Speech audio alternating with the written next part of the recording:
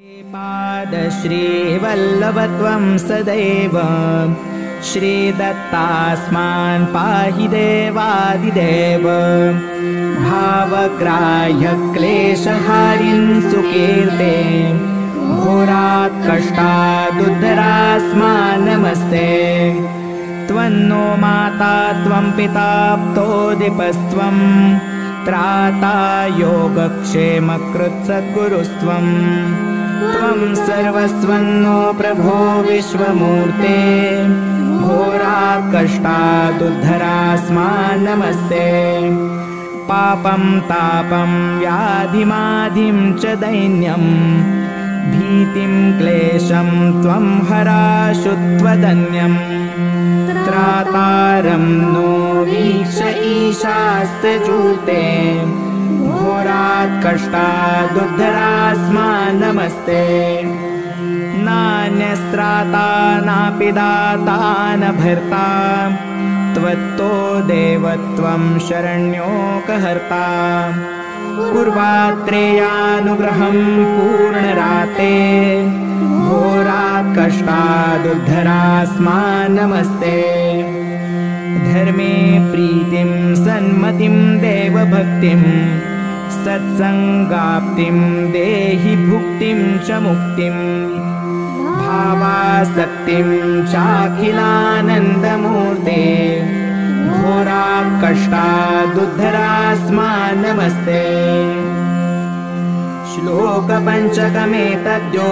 लोकमङ्गलवर्धनम् प्रपठेन्यतो भक्त्या स श्रीदत्तप्रियो भवेत् हे पादश्रीवल्लभत्वं सदैव श्रीदत्तास्मान् पाहि देवादिदेव भावग्राह्य क्लेशहारिन् सुकीर्ते घोरात् कष्टादुद्धरास्मान् नमस्ते त्वन्नो माता त्वं पिता प्तोदिपस्त्वं त्राता योगक्षेमकृत् सद्गुरुस्त्वं त्वं सर्वस्वन्नो प्रभो विश्वमूर्ते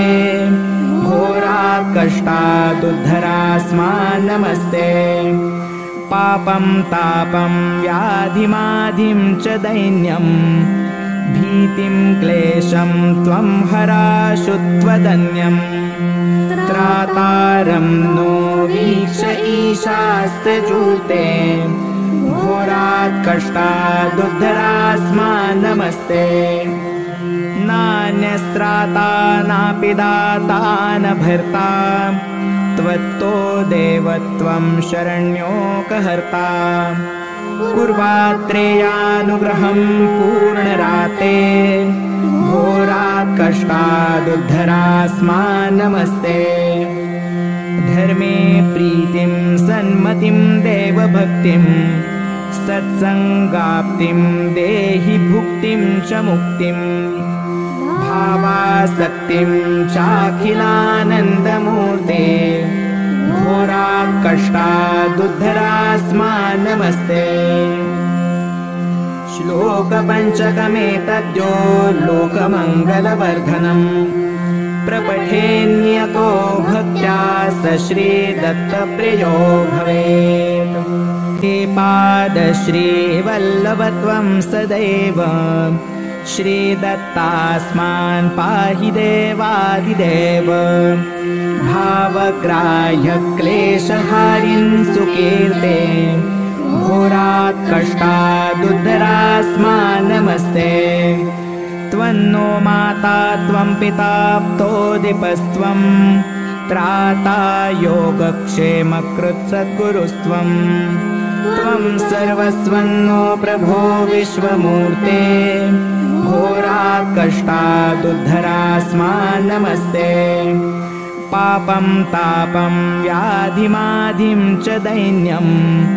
भीतिं क्लेशं त्वं हराशु त्वदन्यं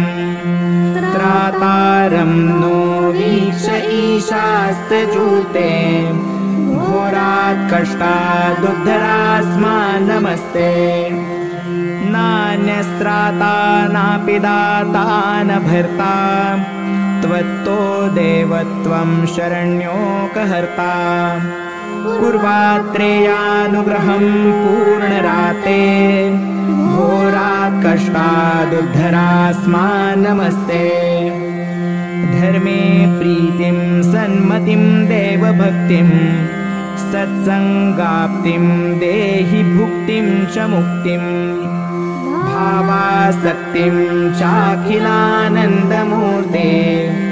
होराकष्टादुद्धरास्मान् नमस्ते श्लोकपञ्चकमेतद्यो लोकमङ्गलवर्धनम् प्रपठेन्यतो भक्त्या स श्रीदत्तप्रियो भवेत् हे पादश्रीवल्लभत्वं सदैव श्रीदत्तास्मान् पाहि देवादिदेव भावग्राह्य क्लेशहारिं सुकीर्ते होराकष्टादुद्धरास्मान् नमस्ते त्वन्नो माता त्वं पिता प्तोदिपस्त्वं त्राता योगक्षेमकृत्सद्गुरुस्त्वं त्वं सर्वस्वन्नो प्रभो विश्वमूर्ते होराकष्टादुद्धरास्मान् नमस्ते पापं तापं व्याधिमाधिं च दैन्यं भीतिं क्लेशं त्वं हराशु त्वदन्यम् त्रातारं नो वीक्ष ईशास्तजूते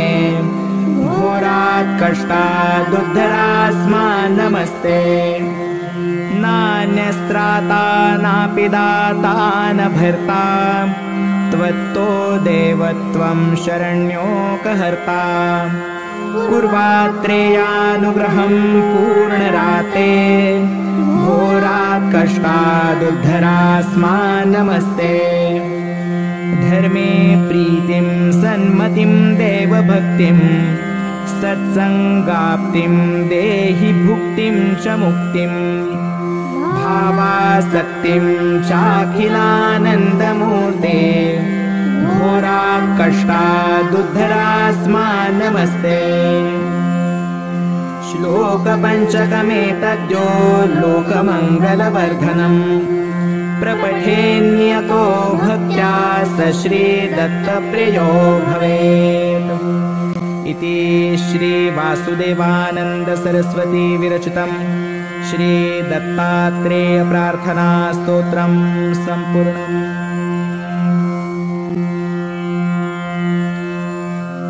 जा संगतीने सविराग झाला मनोदरीचा जडभास गेला साक्षात परात्मा मज भेट वेला विसरू कसा मी गुरुपादुकाला।